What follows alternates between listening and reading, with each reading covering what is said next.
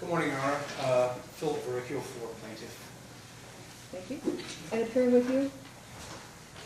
Alexander Costa, Okay. And online? who is not a party. Oh, I'm sorry. We have the plaintiff himself online, also together with an interpreter interpreting the Russian language. Okay. And then present in court is a non-party who's just... This person is a non-party. She's a friend of the plaintiff. Okay. She has been with us, assisting him, not in legal decisions, paperwork and things. Okay. Thank you. Yeah. Hello, my name is Alexander Bovtovich. Okay. And my name is Irina. Okay. So the two motions that you have filed, the first of those is a motion to disqualify the plaintiff's attorney. And I'm not sure if you could address that one. Typically, the grounds to disqualify an attorney are because the party seeking to disqualify that attorney has or had a relationship with that attorney. And so there's a conflict because they are your former attorney. That's the usual grounds that we see to disqualify an attorney. And I understand that's not the issue that you're raising. You have a different issue or different basis for moving to disqualifying. So could you address that?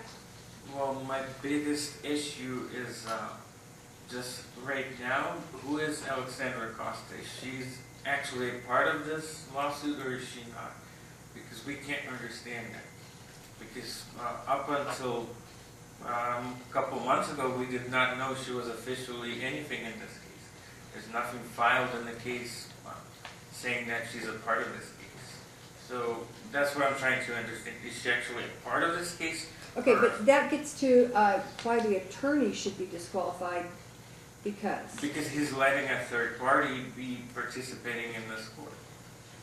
She has no business being. Okay, but why? If she's a third party. Why does that give you a right to disqualify the attorney?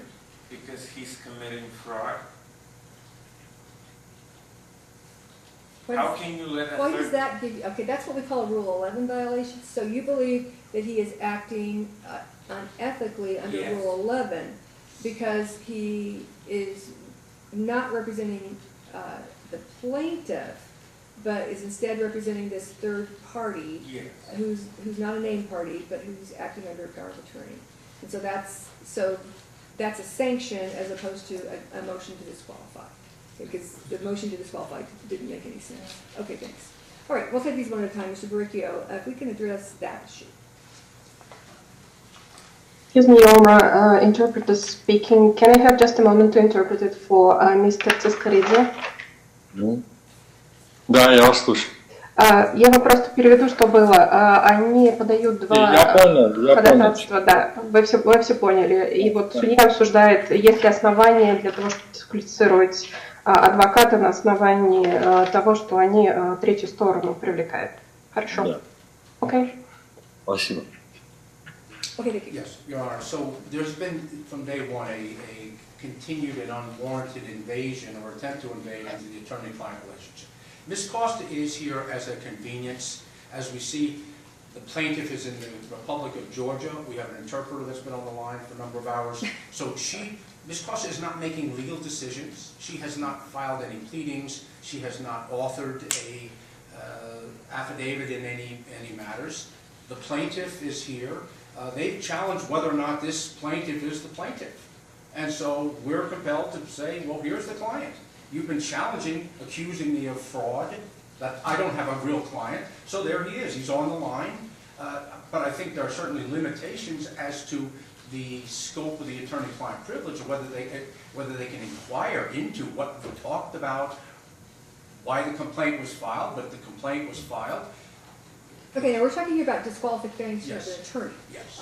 And so, as I said, they don't have any direct relationship with you upon which they are basing this motion to disqualify. It really sounds more like a Rule 11 issue, that they believe that you don't really have a client, and that the local person who holds the power of attorney for the plaintiff who resides in another country and speaks a different language, that person is not really your client, and so therefore that's a fraud on the court. So your position is, look, there's my client, the man's been sitting here for 3 hours. And along with his interpreter, he's clearly a person. The fact that he has somebody who he has given a power of attorney to, who is present in the United States, who can act for him and sign documents at his direction, that's something that happens all the time. Those powers of attorney are a very common thing that the courts deal with all the time.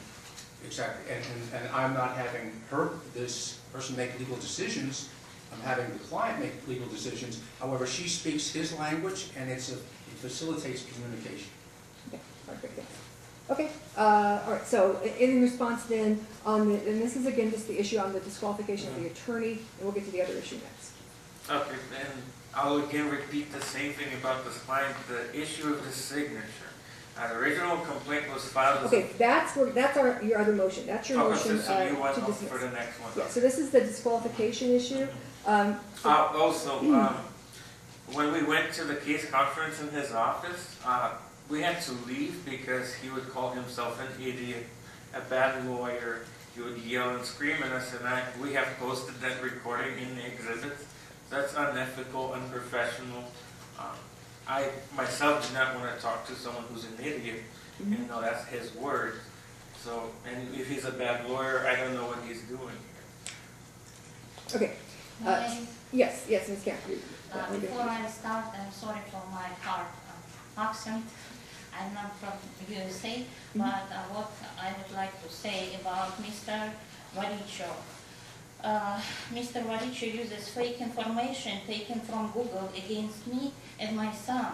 I have only one official name, Bovtovich and Camp, and the rest accounts presented by Mr. Varricchio have nothing to do with me. It's strange that Mr. Varricchio's client doesn't know my name, despite the fact that I worked in his company until 2019. And the plaintiff and Mr. Varricchio have stated and verified with their signature that they are using fictitious names in this case. How it looks. We also find it out the plaintiff does not remember where and when he lived, and it's stating incorrect addresses in his verified complaint in which we never lived. Okay, next. Mr. Varricchio uses the email of my deceased 13 years ago husband as my real one, again taking it from Google. Where did you get the nickname to come from? And many corporations, where are they? And please explain point number 7 from initial complaint in the case. From my understanding, Mr. Zurab does not have any complaints to us personally. And Mr. Varricchio hiding information, which he named Alexandra Costa like family friend, but she is ex-wife of Mr. Zurab's Starice. So, considering this fact that Zurab's parents died long time ago, his son has been living in Europe for many years and lived a simple family life with Zurab for 9 years. Please provide me with Alexandra Costa emails and other communication with us as a family friend until 2022. Since already 2022, Zurab began dating Alexandra Costa, calling her and visiting her home more than once. Same time he lived with me and my son and did his best to hide the fact of start this relationship with his ex-wife. And one more thing I would like to say. Zurab repeatedly mentioned to his friends and to me a fact from his biography. Then in 2000 early years, Alexandra Costa hid from IRS income from their joint business Russian Gourmet in the amount $200,000. And Zurab was forced to collect testimony from employees that his wife Alexandra Costa was in charge of financial affairs, and he was only delivering goods to the store. It's strange that after this Alexandra Costa appeared in the status of family friend. I'm done. Thank you very much. All right. So this was filed as a motion to disqualify an attorney. Again, as I said, disqualification of attorney is typically based on a breach of a confidential relationship that the party seeking to disqualify had with that attorney. That's not what this is, so it doesn't meet the standard for a motion to disqualify. This is more an issue, a personal issue they've taken against Mr. Varricchio, essentially alleging Rule 11 violations. But again, I don't know that it really fits into Rule 11, which talks about, and this is where we're going to get to the motion to dismiss, that every pleading, written motion, or other paper must be signed by at least one attorney of record in the attorney's name or by a party personally if they are unrepresented by counsel. And that any attorney, by presenting to the court a written motion or other paper, whether by signing, filing, submitting, or later advocating it, is that everything contained in there is after reasonable inquiry, believed to be true. Again, it's not being provided for improper purposes, such as to harass, cause unnecessary delay, or needlessly increase litigation. It seems that that's the route that the defendants are going down. I don't see anything at this point in time that rises to this level. It's been explained what the relationship between these parties is, and I mean, they can't prove their case, then they can't prove their case, but it doesn't give the defendant the right to seek to disqualify the plaintiff's attorney. So I'm going to deny the motion to disqualify. The next issue is the motion to dismiss, and this does get more into this issue of who signed the complaint. And so I think that's your next issue. Okay, so when we received the initial complaint, it was a verified complaint. And I researched that in the library. It says verified complaint has to have the plaintiff's signature at the end of the document, which the file document did not have that. I've requested multiple times to see this document. Mr. Varricchio is saying he signed it, here's the paper, and there's nothing wrong with it. The problem is that I understand that the complaint was filed on the 24th of March. I'm not talking about the file date. At the end of that document, it says on the 24th of March, I wrote this and I verified all this, and he's showing me a signature from March 21st. How can someone sign this document before it's even written? Because it was written on the 24th. And Mr. Zurab apparently signed it on the 21st, which is impossible. Okay. And that gets to the question, why have we not been able to see a real signature? Did he do it? Did he not do it? The problem then becomes that if he didn't do it, that's one question. If he's actually doing this case, then the question becomes of perjury in this lawsuit, because then the plaintiff is lying in his original complaint. He's stating incorrect addresses. He's stating things that are not true that he has proven by sending us the exhibits. For example, in the previous Henderson court he has no problems that he gave away the rights to his house, and he only wants to, come and stay when he visits America. And now he changes his mind. He said, no, I never said that. So that's what I'm trying to find out, if he's the one who filed this case.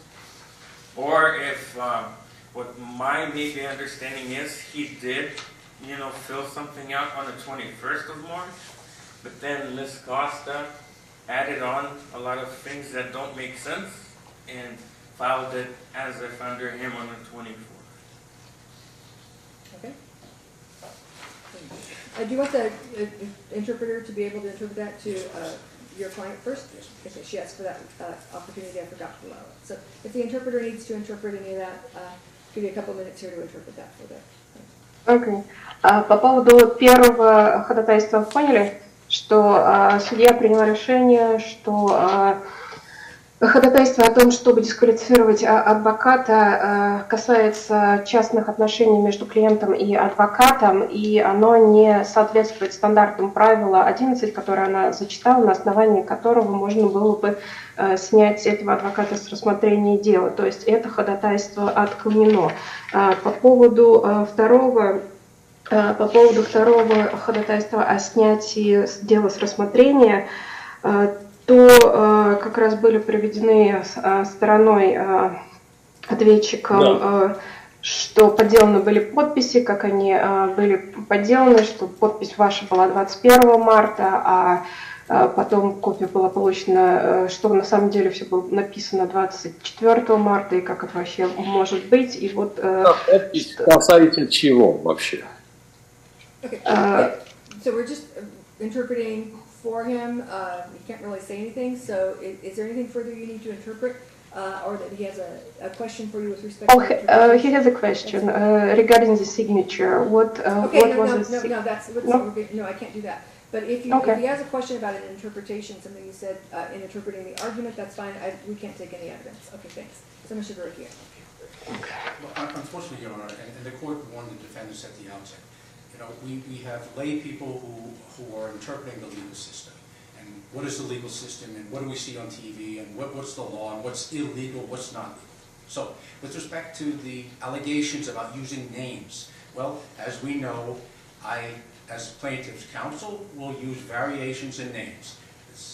And this is not a statement that someone has fraudulently used a fake name, but it's Does and Rose, other names that I have found in the context of a bankruptcy filing, in the context of a prior marriage. These are names that we include. So this is an 18-page complaint, and the signature was on the 21st. If it's not filed, it certainly wasn't written on the 24th, the day I filed it. That doesn't, that's, again, this is a layman's interpretation. You signed it on the 24th, it means you're filed. Frequently, documents get filed on the signed on the 24th, and they get filed on the 28th. Or there's holidays, there's interruptions, there's internet in and out. There's many reasons that have nothing to do with attempts to defraud the court. So the signature is there. The client is here online. Ms. Costa is not making legal decisions. I cited a specific case, and it's very similar, where a pro per person said, hey, defendant, I need to see that you signed that answer. Did you really sign that answer? I need to see that. And the court said no. The challenge to a factual basis for material in a pleading is not ground to strike a pleading. Factual material must be tested through the normal mechanism for adjudication of the merits. And that's the Ringgold versus Burgett. It's a 9th Circuit 2023 U.S. District Court case. Basically saying, no, you don't you don't get to look behind the scenes. If there are facts at issue, then use the normal mechanisms. Okay. And so you, I think, had a counter motion? We do have a counter motion, Your Honor. This is, again, the crux of the allegations continue to be the same allegations that came at the outset. That people are guilty of perjury, they're guilty of fraud, that I as an attorney have violated ethical rules, that I've engaged in fraud and are attempting to defraud this court, and there has yet to be any evidence whatsoever to that. So we've asked for an award of attorney fees, because essentially this is more than a $5,000 project. We have an interpreter, we have the client, myself, we have the opposition that has been filed, and I would cite to multiple bases for the award of attorney fees. And I think that's ultimately, it comes down to the only way we halt this kind of behavior, the only way we halt conduct that is not spurious and taken without consideration, and that is legal consideration to which they are also held to that standard. I'm citing NRS 18010 2B, attorney fees awardable based upon a frivolous motion. Court can compensate a party for having to defend a frivolous motion, and the court may pronounce its decision with or without a written motion and with or without presentation of additional evidence. EDCR, Rule 7.60, B1 and 3, courts have the discretion to sanction parties by awarding fees. Based on those based upon those statutes, we would request an award of attorney fees. At this point, Your Honor, is in excess of $5,000 between addressing the motion, appearing, communicating with the clients, appearing in court, with an interpreter to make sure that we have official certification, and I'll rest my case there, Your Honor. Thank you. Any response? Once again, the question of the signature, I understand, but I'm talking about when it was filed. I am not talking about the filing date. I am talking when it was written. At the end of that complaint, it says on the 24th You have of no March. right to that information. None. You have no right to that. No, that invades the attorney-client privilege. No, I'm talking about... No, that invades the attorney-client privilege. You have no right to that information about when he reviewed it with his client. That's not your... Again, these are things that aren't No, your I'm problem. talking about the verified complaint. These are things that aren't your problem. You don't have, and that's like the case he cited, you don't have the right to this information. But that's what You we don't got have the in the right to this information. So they've asked for attorney's fees. I've got to tell you, I'm really leaning that way. There's another option that they could pursue, and that is to have you deemed a vexatious litigant. And what that means is you can't file anything unless the court previously says, okay, I'll let you file that document. You are perilously close to being sanctioned or to being deemed to be a vexatious litigant because everything you file, I understand you're representing yourself and that this is all foreign to you, but you've got to file things that deal with actual issues in the case. If your issue is they can't prove something because they don't have the evidence, that's great. But you don't have any right to interfere in Mr. Varricchio's relationship with his clients. It's got nothing to do with you. You have no right to get involved in that. It doesn't give you any rights, the fact that you've been sued and that this is counsel of record for that lawsuit. You don't have any rights to that information. That's what I said when we usually say a motion to disqualify. It's because your attorney-client relationship with that attorney has been violated. You don't have a relationship with Mr. Varricchio. You aren't entitled to this information. Could ask. So no, you don't get this information. I This is don't- not grounds to dismiss their complaint. That's not what I'm talking about. I was I'll talking give you one about, more chance because I gotta tell you, you are getting really close to the court deeming you to be a vexatious litigant and not allowing you to file any pleadings unless they've first been approved by the court. I understand. Because you are using the court's time, and I appreciate the fact you've sat here for 3.5 hours, and I appreciate that. But you see what my days are like. I don't have time for this. I don't have time for this. There are people who die in accidents who have cases that I have sat here and waited as well. I don't have time to hear you argue about whether or not you're entitled to information about Mr. Varricchio's client and his communications with his client. You aren't, so this is a waste of our time. Okay, could I explain to what you said? I do not want any privileged information. What I'm talking about is the original complaint, verified complaint that was sent to us that we had to answer to. That's what I'm talking about. That's not privileged information. That's what they wrote, and that's what they're suing us for. I'm not talking about any privileged information. That original complaint said dated the 24th of March, has a signature from the 21st of March. That's all I'm saying. I'm not talking about the filing date.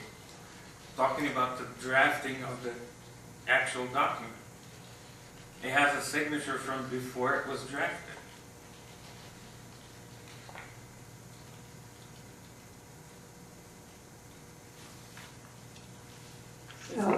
Could we ask Mr. Zurab, since he's here, when he signed? No, this isn't the time set to take any kind of evidence. If you're going to do discovery in the case, follow the rules of civil procedure. If you wish to do discovery in the case, you can depose the plaintiff. That's an opportunity. Does he have to answer that question? I can't rule on that right now because it depends on if you're asking him to discuss something that was attorney-client privilege. You are not entitled to information that was exchanged, a discussion exchanged by Mr. Varricchio and his client. That's not your right. You do not have a right to that information. I don't know how many times I have to say this. You do not have a right to that information. If you wish to take Mr. I can't pronounce his name, I apologize, his deposition about his claims, go right ahead. I see that you said you refused to show up for a deposition. If you're going to not show up for a deposition, you have to have a reason why you don't show up for the deposition. We did. Which is The on the reason, grounds because, that you have a motion for a protective order. no, he said that he's an idiot.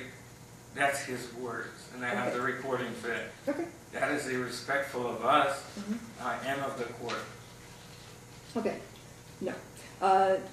Again, they've asked for attorney's fees.